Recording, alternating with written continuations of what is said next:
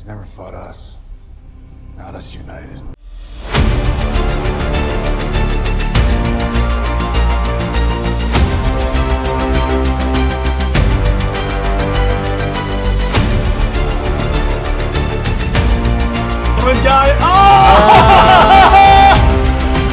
My favorite moment in the entire... Maybe I should complicate this before I start speaking here. What's up, everyone? Welcome to Comics League Indie Wednesday. I'm Jared. Today we're covering Sidekicks. Finally, I'm getting around to this book. It was recommended 2 months ago by Pariah on YouTube, so finally got around to it. So glad I did. So let's get into it. So this is a book that if there's one thing I want to link this to that immediately came to my mind is that movie Sky High. I bet you didn't see that coming, because in this, the central thesis of this book is that the superheroes and the general public don't respect the sidekicks, which is nuts. And I'm like, yeah, that actually works well with that. And it's so contrast to like DC, because in DC, they treat the sidekicks with such reverence and respect. So I was like, okay, I'm in for an original story. So we open up. All right, this is written by Russell Brettholtz and art by Miguel Medonca and Bong Dazo. All right, so we open up and we have this dude. His girlfriend just broke up with him because he's a sidekick. Like literally, she thought she was dating their version of the superhero, like the Great Phantasm. But no, I'm dating a sidekick. So she left him. That's why. And by the way, they were like going to be married in like a month. So that's how like close this got. So he's not exactly having a good day. And it's like he even tries to shoot himself until the other sidekicks call him at the last second and say, hey, dude, we're all going out because we're all feeling pretty down on ourselves because no one respects us and we're sidekicks. So there are four main sidekicks that we're going to talk about. Mustang, Jolt, Atlas, and Frostbite. I'll talk about each one and their assigned superheroes as we go along. So first off, we have... what we eventually have is... Okay. Well, first off, I know I keep saying that, but so one of the sidekicks is complaining because like his car broke down and he asked his... and he needs to get it repaired. So he asked his superhero friend if he can loan him some money. He said no. And he's like, after everything I do for that guy, he won't help me out. After all the help I give him, he won't help me. And that's a common theme in this. So then you have Phantasm. Phantasm is like I call him the protagonist character of the book. It's really a Phantasm story with all these other characters. So his superhero named Mr. Marvelous is fighting a villain called the Inferno. And as he's fighting the Inferno, he basically punches him into a building and a bunch of debris falls on civilians. Luckily, Phantasm is there to cover them with essentially what he can do. What Phantasm does is he deploys like essentially a Green Lantern hard-like construct. Now, what's very key about this, and this will come into later in the book, all these sidekicks have really useful powers. In other words, it's not like Jubilee who has a completely lame power. No, these are good powers. That's important. So at this point, we have a very important conversation. Phantasm goes to Mr. Marvelous and he goes, hey, listen, dude, you did great, but you think maybe you could minimize the property damage because that's making it really like dangerous for civilians. But Mr. Marvelous freaks out and he goes, that's why I had you to back me up. And then Phantasm goes, it just seems a little reckless. To which Mr. Marvelous goes, you may be the best sidekick in Chicago, but I'm a hero, so don't tell me how to do my job, because you don't have what it takes. I'm beloved in the city, but you're replaceable. So Phantasm goes and works at essentially a Burger King and basically talks about, it's basically showing that like all these guys have their own little lives that seem kind of more productive than their superhero lives in a sense. So then we have the Scepter and Atlas. Scepter is essentially this Egyptian-looking dude who has like this staff that shoots energy rays, and Atlas has like I forget exactly what powers Atlas has. Actually, in the back of this trade, there is essentially okay, he's super strong. There's like a character bio on each of the sidekicks, so that's very helpful. Thank you guys. So during the battle, a car skids off and drives into the ocean. So Atlas goes and saves the civilian while the Scepter is being beaten by a hero. Now, the Scepter goes, essentially after the battle, Scepter goes, "You're supposed to have my back. What are you doing? I need you to back me up." And he goes, "I was saving a civilian." And basically Scepter says, "No, you're supposed to be saving me. I'm the priority."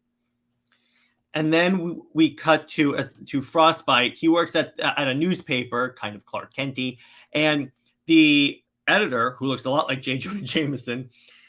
So basically, Frostbite wanted to talk about essentially to do a story about superheroes, and then he mentioned sidekicks, and then the editor goes, "Let me tell you something. No one cares about sidekicks." And again, central theme of this book.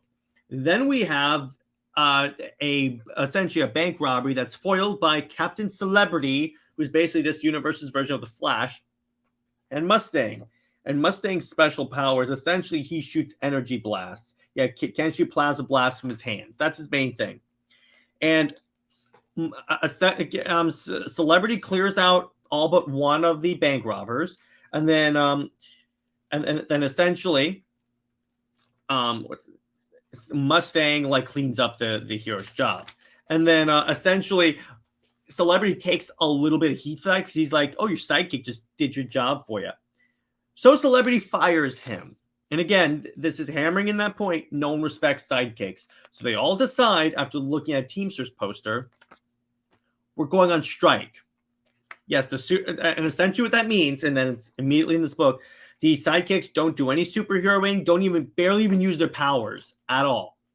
That's it. In fact, even the essentially, which this kind of goes counter to the whole great power and great responsibility thing. But Jolt, and by Jolt is the one who works at the Burger King. Jolt essentially allows the Burger King to be robbed, essentially, because he's not using his powers or anything like that. Which I'm like, okay. But here's the really key part. Mr. Marvelous is fighting another supervillain named Raptor. And it gets to a destructive fight, and rocks fall on civilians, big boulders, essentially, and civilians are injured. Then he goes, "Wait, what? Civilians got hurt. I didn't know. That's not my thing I normally do." So then you have essentially what's kind of interesting is that more of the at the newspaper, they want to do more stories about sidekicks, but again, the editor's like, no one cares about sidekicks. Cut to the sidekicks, and they're just talking about how great life is that they don't essentially do their jobs anymore. And what they say is that we'll go back to it when the city and our heroes need us. And then we have this group called the board of directors, and they decide, okay, so we're going to go take out the superheroes. Here's how we're going to do it. And I believe Marvel had a story about this, about this type of plan once. We're going to switch heroes. What that means is that, see, we keep getting beaten because our assigned heroes, if you will, know our weaknesses and everything. So let's fight someone else. It would be essentially if Magneto fought Iron Man, essentially, instead of the X-Men. And they clean house. All the superheroes that look down upon the sidekicks get trounced hard. And the sidekicks are okay, I think maybe we can go back to work. And then Phantasm's no, not until Phantasm admits that, not until Mr. Marvelous recognizes that he needs me. So at this point, again, the supervillains are collabing, and they're okay, the last one left is Mr. Marvelous. And then at this point, essentially, Frostbite at the newspaper, one of his colleagues wants to write a story about the sidekick strike. So he says, write up the story.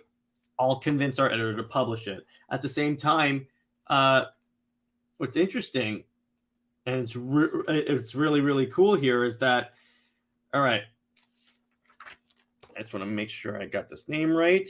All right, so I'm just going to do this. All right. one of the sidekicks shows up, and one of the sidekicks is volunteering at. It's Frostbite. Wait, hang on one second. I just got to verify one little fact here, real quick. Just want to make sure I'm giving you guys accurate information because I got tongue-tied there. Something. All right. The point is, all right. So Frostbite essentially goes to, essentially, and by it. Oh yeah. Atlas. Okay. I think Atlas is the one that works. No. Okay. Atlas essentially is volunteering at this essentially homeless shelter where you feed the homeless, and then Scepter shows up and goes, "Listen, dude. Yeah, I'm sorry. He essentially apologizes and essentially says, yeah, okay, I'm not going to come back to being a superhero, but if you want to help this city, why don't you help me do this? So Scepter and Atlas essentially volunteer at the shelter. At the same time, again, and what we also cut to is Frostbite essentially, yeah. His hero at Atlanta is actually his girlfriend. And what's interesting is she leaves him because she is because here's the thing. Okay, so she gets defeated.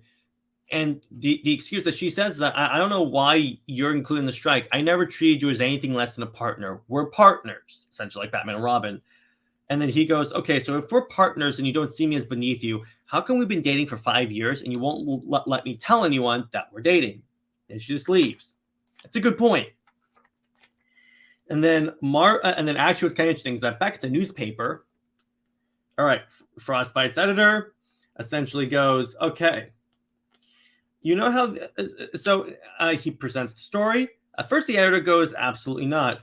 As long as there's one superhero flying in the city. And then they go, Chief, there's not, because we cut to Mr. Marvelous and he gets defeated by the supervillain Crimson.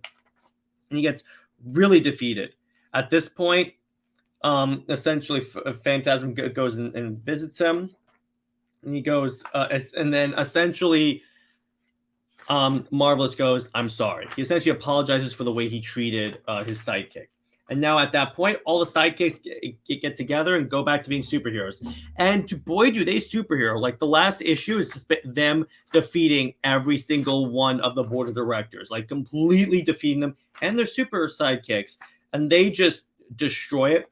And because, like I said in the beginning of the book, all these people have really useful powers. Like essentially, one shoots lightning blast, one has super strength, one has frost powers, and one essentially has a Green Lantern ring that can make constructs. Yeah, why were you disrespecting these guys? So essentially, they show up and they drop off Crimson at a police press conference, and the journalist asked them, "Okay, so what's your plan?" So essentially, the sidekicks say, "We're going to help the city as any way we can. We're going to protect the people like we always have." Okay, collectives of superheroes haven't worked in the past because they've been comprised of men and women who put themselves first. We know better. We've always been here to serve. Supervillains of Chicago, beware. There's a new super team in town and it won't be sidekicked around anymore. Essentially, the sidekicks form their own super team. So that's Sidekick Volume 1. I got 1.5 because it has some bonus stories.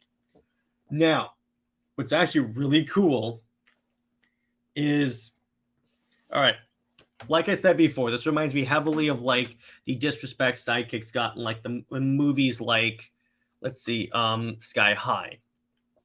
And it's cool to see this at the extreme, because this is the extreme. And I like to see how this would affect like the DC and the Marvel universe, because that's the way I approach this if they treated their sidekicks like that. Because 100% all these guys would just quit and say, I'm done. If you're not going to treat me with respect, why am I doing this? Why? And there you go. And it actually proves, don't judge a book by its cover. Cover. But what's interesting is that I still don't get it. Why did the superheroes not respect their sidekicks when their sidekicks have very useful powers, like very powerful powers? It's not like Jubilee that has like firework powers. It's just like, okay. Besides that, I really enjoyed this book. The art's great. The writing's great. How they handle the superhero sidekick relationship is great. How the superheroes are brought down a peg It's really, really cool. I recommend you guys pick up this copy. And once again, thanks to Pariah for suggesting it. Sorry it took me so long to get to it because a lot of stuff happened on the channel. And I just didn't get around to it. I'll do better, essentially, with this in the future. Now, in terms of our next topic, this weekend we have a very special guest coming on the show. It's someone that I've always wanted to get on the show. It's gonna be really fun, and thanks to Nick from the Phoenix Press for recommending it. And if you guys have any other ideas for indie books that you want to cover, let me know, and I will 100% cover that eventually. Anyway, stay at work, everyone, and I will see you next week for another exploration of indie comics.